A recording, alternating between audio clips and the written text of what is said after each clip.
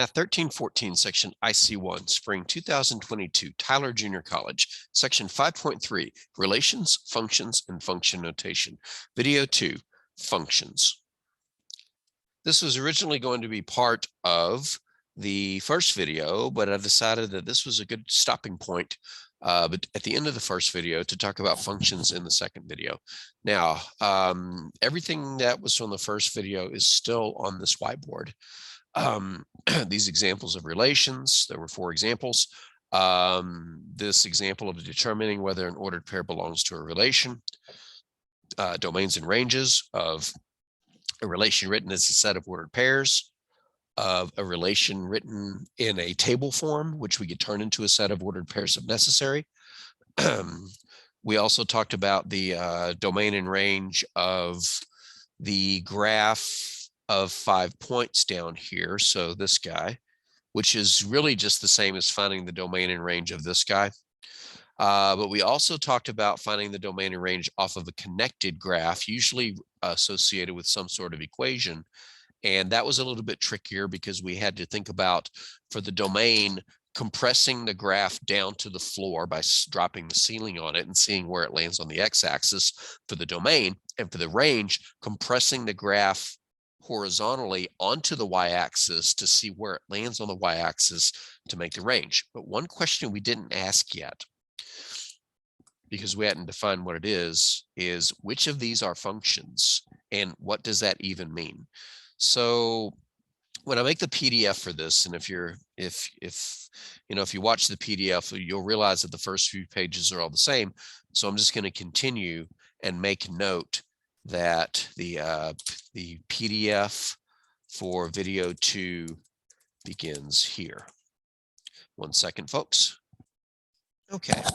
Now, if anybody sees the PDF for this video, they'll know that the pages 2 through 6 are the whiteboard from video 1. The whiteboard for video 2 starts on page 7.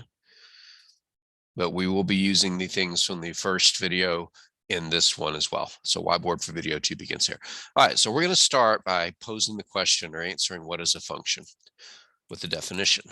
Not in all caps, although functions are important enough in the big picture that they ought to be in all caps.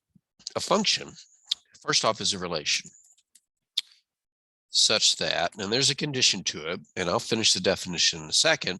So I want to start by saying that in order to be a function, you must first be a relation. So that graph, this table, that list of ordered pairs, this equation, which is more than just these ordered pairs. In fact, only 2 of these ordered pairs were actually solutions. Let me put them in green boxes. This belonged to the relation, as did this one. There are more ordered pairs to this relation besides those 2. We were just seeing how to determine if an ordered pair belonged to a relation defined by an equation. But this equation and everything here, all of these are relations, and therefore it's a legitimate question to ask which of these are functions. But in order to do that, we have to define what I mean by function. So a function, is a relation such that each element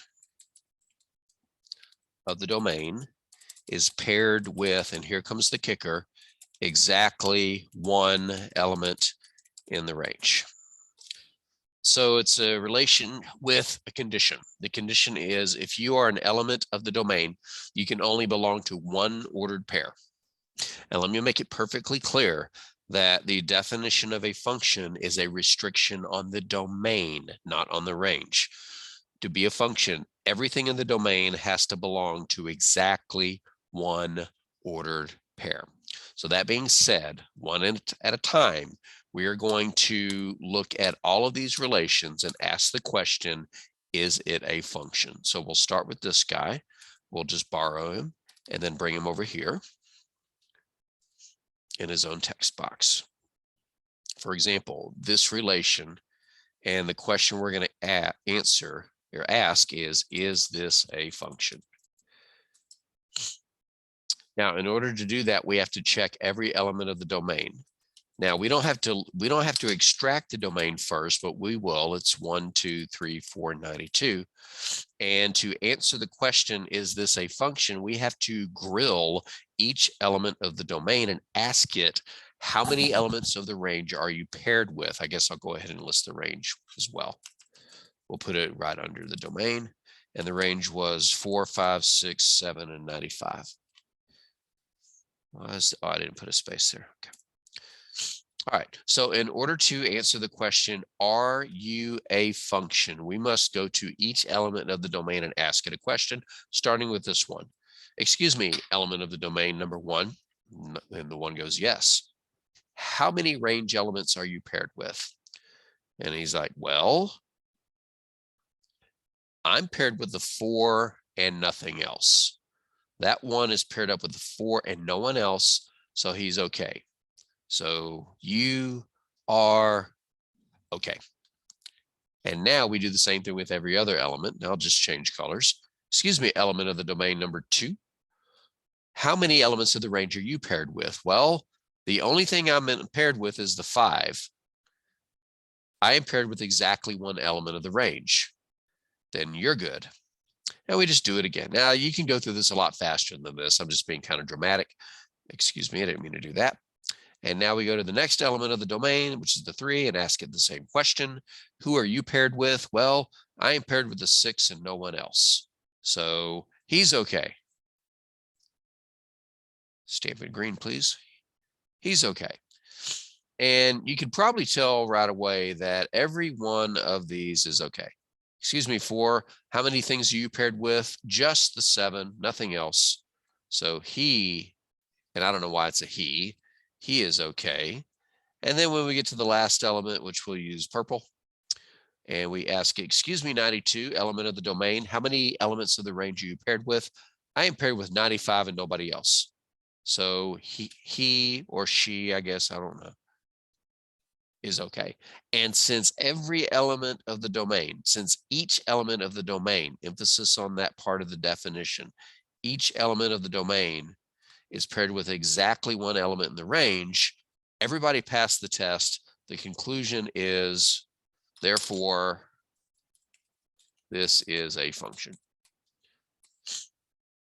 And you may be wondering, why is this such a big deal? Because the concept of a function is, if I take one number, can I process it and turn it into a different number? And more generically, if I take one input and I process it, will I get one output back? And the answer is yes. Give me a 1, I'll do something to it, turn it into a 4.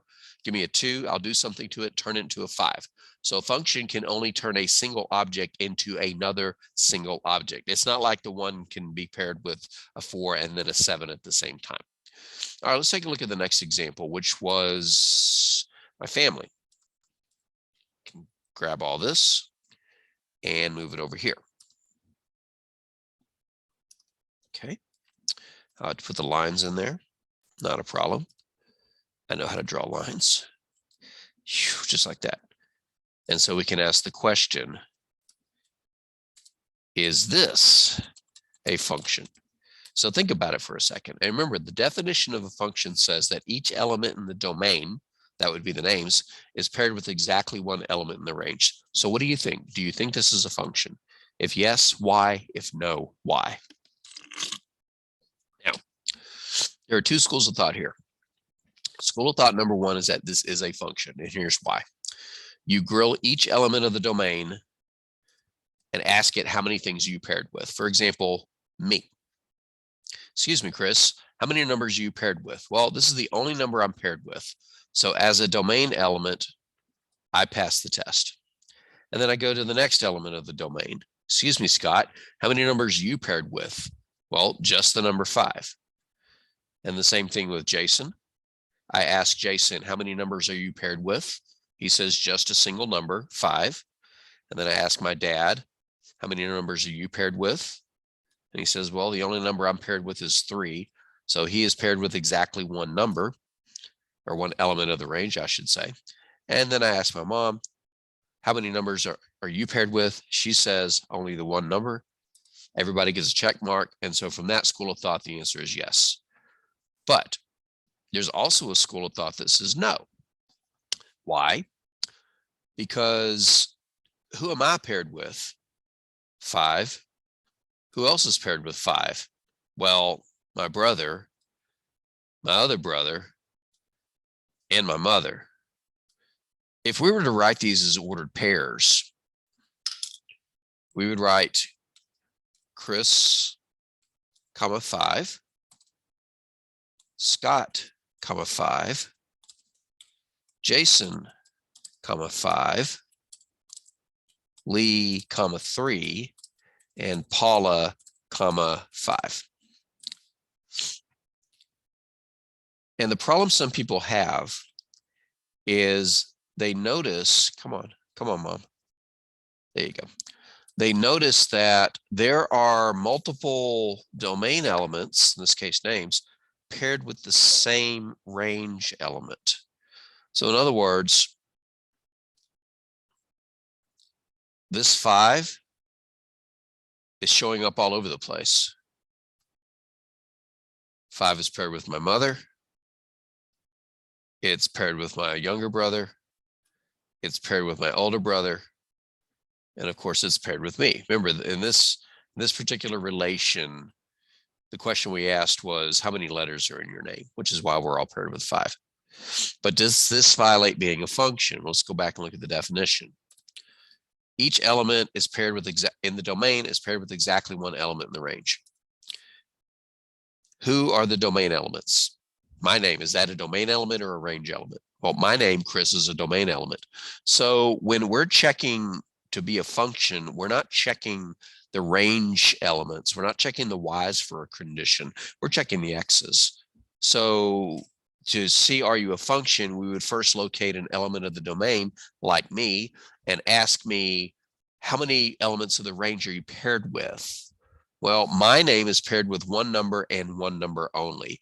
It just so happens that my brother is also paired with one number only, that happens to be 5, as is my other brother, as is my mother. The fact that we are all paired with the same range element is immaterial.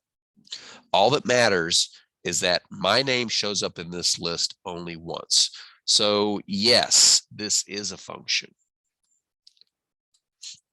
Even though some range elements show up more than once, I should really learn to type. That's okay. Let me widen this text box. Each element of the domain is paired up with exactly one element of the range. So it's okay if there are repeated Y's. You just can't have repeated X's. And, you know, based on what I literally just said, I think that should probably be written down somewhere, and probably in a more dominant color and possibly even a larger font size. Or we'll put it in bold. In a function, it's okay to have repeated Y's. And really, when I say that, I mean repeated second coordinates. It's not okay to have repeated X's. And again, when I say X's, I mean first coordinates. So there's a visual criteria to answer, are you a function? Don't even look at the Y's, because they don't have this restriction. It's the X's that have the restriction. All right, so far the things that we've looked at have all been functions. That's about to change, as if I didn't just give away the next answer, which was this. One second, I'm looking for something. Here it is, which is this graph right here, which was associated with these ordered pairs. I'm going to pause the video and redraw this so that we can have it on a separate page. Is this a function? This is the same graph as on the previous page, with the ordered pairs labeled below. Now, as a set of ordered pairs, we can just look down here. But there's another question as to whether or not we can answer whether it's a function just by looking at the picture instead. But let's focus on the ordered pairs for a moment. And I'm going to make these ordered pairs a slightly larger font size. Okay, I don't know why they suddenly became green, but we'll just put them back in red, and then we'll move them up here. All right, so is this a function? Well, if we were to look at the ordered pairs and separate the domain and range, which is not necessary to do this, but if we were to separate the domain and range, the domain is 2 and then another 2, so we don't have to put it twice, 1, 0, and -3. And the range is from left to right, 0, 1, 3, 2, -1. Now, most people would put these in order, which is okay, but I just listed, from decreasing to increasing, but I just listed them in the order that they appeared from left to right. And if we were to grill the domain to see if this is a function, the first thing we would do is go to the first element, 2, and ask it, how many elements are you paired with from the range? And the 2 goes, well, I'm paired with a 0, but I'm also paired with a 1. And that's a problem, because the definition of function says that every element of the domain can only be paired with exactly one element from the range. This domain element is paired with 2 elements from the range. So right away, we have a violation. The 2 is paired with too many coordinates. So we can answer this right now. Since x equals 2 is paired with more than one y, specifically it's paired with, let me widen the text box here. Specifically, it's paired with both y equals 0 and y equals 1. I want this formatting to be the way I want it. There. Since x equals 2 is paired with more than one y, both y equals 0 and y equals 1, this is not a function. So it's over. It was a repeated value when I list a repeated x in the list of ordered pairs. It didn't matter what happens after that. We have one x that has too many y's. Now, could we have answered this from the picture instead? And the answer is yes, because I want you to locate the 2 points in the picture that violated this being a function. Did you find them? The 2 points that caused this to not be a function are here and here. And what do you notice about those 2 points locations relative to each other? One point is directly above the other. And that's what caused this to not be a function, because think about it. These 2 points are above each other, which is the same as saying that they lie on the same vertical line. So if I were to draw a vertical line through the graph, through those 2 points, notice that both points lie on the same vertical line. What does that mean? That means that they have the same x because they're over the same amount, but different y's because they're up different amounts. So any 2 points that lie on a vertical line will have the same x but different y's, and therefore violate the definition of being a function. So in general, and there's a way to summarize this nicely. In general, if a graph, and when I say graph, it can just be a random collection of dots or even something connected like this guy, the parabola, like this guy over here. But for any graph, whether it's a bunch of dots or is smoothly connected, if a graph can be crossed more than once with any vertical line, then the graph is not a function for the same reason. You cross it more than once, you found 2 points with the same x but different y's. That deserves to go in a box. So we're going to put it in a box down here. In general, if a graph can be crossed more than once with any vertical line, then the graph is not a function. This actually has a name that you might be familiar with. It's called, surprisingly enough, the vertical line test. You've probably heard of the vertical line test before, and it actually has 2 parts to it. The first part is what we just said. Number 1, if a graph can be crossed more than once with any vertical line, then the graph does not represent a function, and vice versa. If a graph cannot be crossed more than once, or rather I should say conversely, If a graph cannot be crossed more than once with any vertical line, then the graph does represent a function. So it's almost instant to answer the question, does a graph represent a function? I'm going to draw some really quick graphs here. We'll just do it on the next page. I've got 3 graphs on here. Don't worry about what their equations are, but the question for all of them is the same, which represent functions. And thanks to the vertical line test, this is very easy to answer. Do you know which ones are functions and which ones are not? Well, let's bring a vertical line into play. On the first graph, if we take this blue vertical line, no matter where we put it, we'll only cross the graph once. And because we can only cross the graph once with any vertical line, this is a function. But what about the second graph, the ellipse, if you will? Well, I don't think it's too hard to see that I'm hitting it twice with a vertical line. In fact, most vertical lines that hit it will hit it twice with 2 exceptions. The one that barely grazes it on the left and the one that barely grazes it on the right, because it's tangent at those points. Don't worry about what that means, but the point is we can cross this graph more than once with a vertical line, and it only takes one such vertical line to dismiss it as a function. This is not a function. But what about the last one? It's a real squiggly graph. But if you look closely, as I move this line from left to right, no matter where I stop, I'm only crossing the graph once. So even though it twists a lot, it twists in the vertical direction and not in the horizontal direction. And as a consequence, this is a function. So you can almost think of a function as, if I'm drawing a graph going from left to right, I can wiggle as much as I want, but I must always continue going left to right.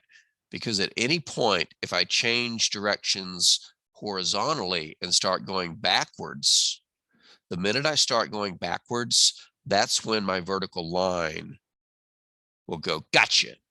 So as long as the graph moves from left to right, and I'm not sure which direction my hand is moving when you see it, as long as the graph moves from left to right, without backing up. In other words, it can't do this oscillating stuff. It can go up and down all at once. As long as it's still moving left to right, it will always be a function. All right, let's get rid of that squiggle up there. All right, so is that it for the section? Are you a function? Oh, I'm sorry, we got a few more things to ask. Are you functions? Well, we already know the answer to this graph over here. This graph passes the vertical line test. It's a function. This graph fails the vertical line test because the vertical line would hit at points A and B. But we also deduced that when we looked at the ordered pairs down here and noticed that 2 showed up more than once as an X coordinate. The only other one that we need to ask, is it a function, is this equation. And I'll admit that this equation and equations in general are tricky to see if they are functions or not. Now, we've got enough evidence here right now to know whether or not this is a function, because the 2 ordered pairs that are in the green boxes were points on these graphs. They were elements of this relation. And what do you notice about those 2 ordered pairs? The 5, 4 and the 5, -4. They have the same X but different Y's. So what does that mean? Sorry if you were looking and I fast forwarded. Is the equation X equals the absolute value of Y plus 1 a function? And really, to be specific, I should say, is Y a function of X? More specifically, is Y a function of X? Because I know there's some theorists out there that may be, is Y a function of X, that may look at this and go, yeah, but X is a function of Y. And we're not having that discussion. We're only asking, is Y a function of X? Meaning, is every X paired with exactly one Y? You could flip it and say, is every Y paired with one X? That would make X a function of Y, but we're not going to have that discussion. But we already know the answer to this. Since 5, 4 and 5, -4 are both solutions to the equation. This is something that was demonstrated previously. Solutions to the equation. They are both elements of the relation. Remember, a relation is just a set of ordered pairs. They are both elements of the relation x equals the absolute value of y plus 1. But since the domain element x equals 5 is paired with two range elements, and those range elements would be y equals 4 and y equals -4, then this equation is not a function of x. Now, you might be thinking, okay, I kind of get that, but it was already set up for me because in the previous video, you found two ordered pairs that broke the definition of being a function. But what if we hadn't done that? In other words, how can you look at an equation and go, yes, you're a function of x, or no, you're not a function of x? Well, there's no short answer to that, but I'll give you the answer that you'll need to know for the homework. In general, if an equation contains any of the following, then the equation is not a function of x.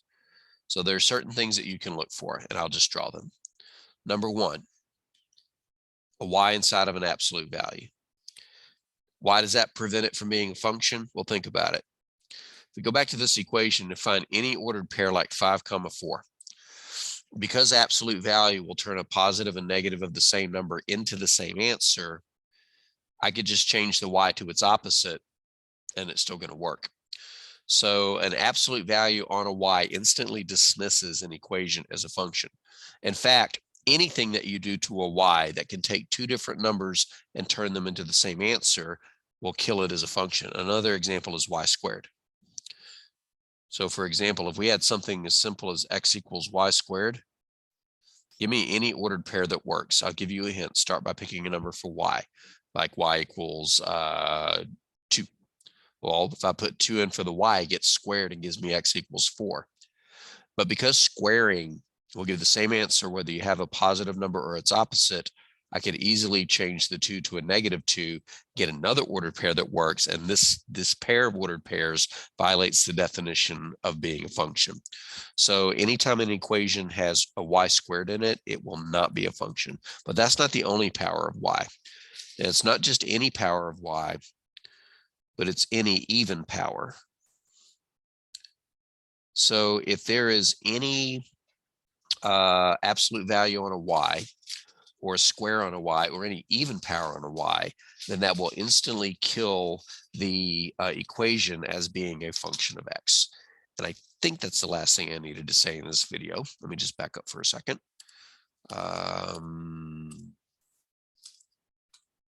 Yes, we've talked about all those. Okay, so it's quite a bit. I do have one more video in this series.